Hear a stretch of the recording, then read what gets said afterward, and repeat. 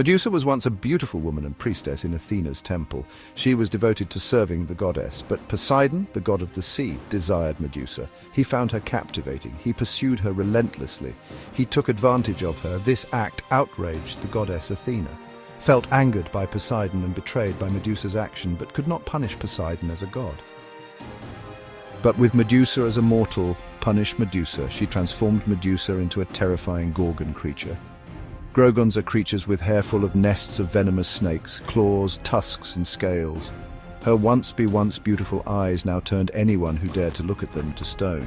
Medusa became a monster in the eyes of all who beheld her.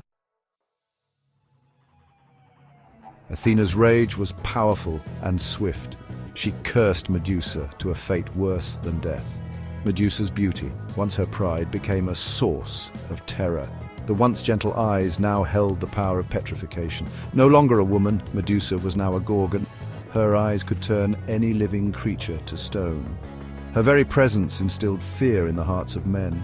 From a victim of circumstance, she became an embodiment of fear.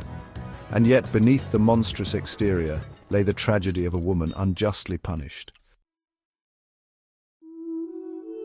Banished to the edges of the world, Medusa found refuge in solitude. Joined by two other Gorgon sisters, Stheno and Euryale, both daughters of Phorcys, sea god, and Ceto. She was a figure of myth and terror, her gaze turning men to stone. Her once graceful hands, now deadly claws, became her weapons.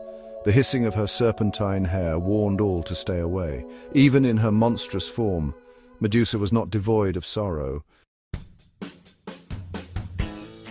Perseus, a young hero, was tasked with slaying Medusa. He was aided by the gods.